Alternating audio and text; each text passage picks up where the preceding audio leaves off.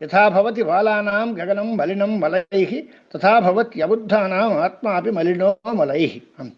మరణే సంభవే చైవ గత్యాగమనయోరపి స్థితౌ సర్వశరీరేషు ఆకాశేన అవిలక్షిణః సంఘాతాః స్వప్నవత్ సర్వే ఆత్మమాయా విసర్జితాః ఆధిక్యే సర్వసామ్యే వా నో ఉపపత్తిరిహి విద్యతే అనేటువంటి మాట.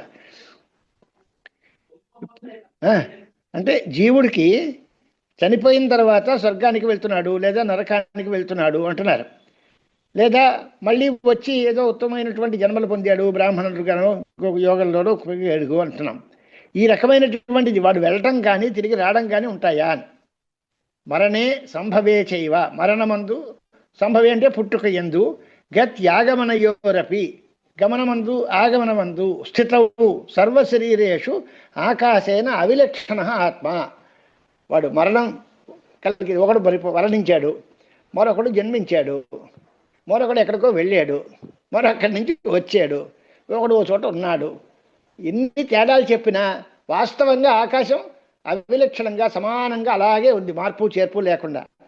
ఆకాశం వెళ్ళలేదు, ఆకాశానికి అదే ఆత్మకి మరణం లేదు, ఆత్మకి పుట్టుక లేదు, ఆత్మకి గమనం లేదు, ఆగమనం లేదు, ఆత్మకి స్థితి లేదు, ఏమీ లేవు. ఇవన్నీ దేహోపాధులను బట్టే వచ్చాయి.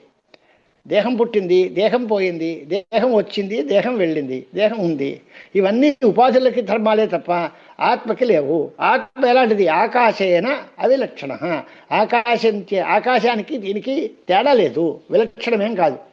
ఆకాశం ఒకటే ఉంది, ఆత్మలు చాలా ఉన్నాయి, అదేం లేదు. ఆత్మ కూడా ఆకాశంలాగా ఒకటే నిశ్చలంగా ఉంటుంది, ఎటువంటి మాలిన్యాలు ఉండవు, ఈ ధర్మాలు ఏమీ దానికి పట్టవు అనేటువంటి అభిప్రాయం. మరణే సంభవే చైవ గత్యాగమనయోరపి స్థితౌ సర్వశరీరేషు ఆకాశేన అవిలక్షణ ఆత్మ. ఆకాశముతో సమానమే ఆత్మ, విలక్షణం కాదు. ఆకాశం వేరండి అనకూడదు. ఆకాశానికి ఆత్మకి తేడా ఏమీ లేదు, ఆకాశం లాంటిదే ఆత్మ.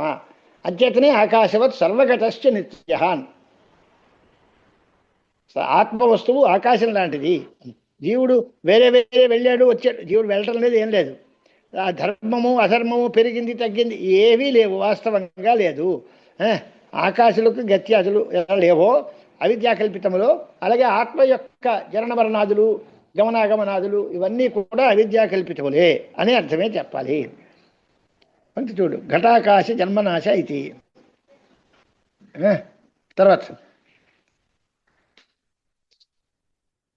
పునరప్యుక్తమేవార్థం ప్రపంచయతి ఘటాకాశ జన్మనాశ గమన ఆగమన స్థితివత్.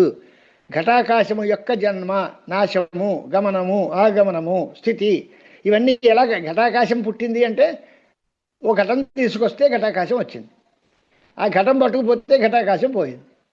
ఘటాకాశము యొక్క జన్మ, ఘటాకాశము యొక్క నాశము, ఘటాకాశము యొక్క గమనము, ఘటము యొక్క అంటే ఘటం తీసుకొస్తే ఘటాకాశం వచ్చింది, ఘటం తీసుకుపోతే ఘటాకాశం వెళ్ళింది, ఘటం పోతే ఘటాకాశమునకు నాశనం, ఘటం పుడితే ఘటాకాశం యొక్క జన్మ. ఇదంతా ఘటము యొక్క ధర్మాన్ని బట్టి వచ్చింది తప్ప ఆకాశానికి ఇవేవీ లేవు. అలాగే సర్వశరీరేషు ఆత్మనః జన్మమరణాది ఆకాశేన అవిలక్షణ ప్రత్యేతవ్య ఇత్యర్థ. సర్వ శరీరాల్లోనూ పుట్టుక మరణము మొదలైనవి కానీ గమనాగమనాదులు కానీ అన్నీ శరీరానికి సంబంధించిందే తప్ప ఆత్మకి వేటితోటి సంబంధం లేదు. ఆత్మకి ఈ ధర్మాలు ఏమీ లేవు అని అర్థం చెప్పుకోవాలి. తర్వాత సంఘాతా స్వప్నవత్ సర్వే ఆత్మ మాయా విసర్జితా ఆధిక్యే సర్వసామ్యేవా నో ఉపపత్తిరిహి విద్యతే.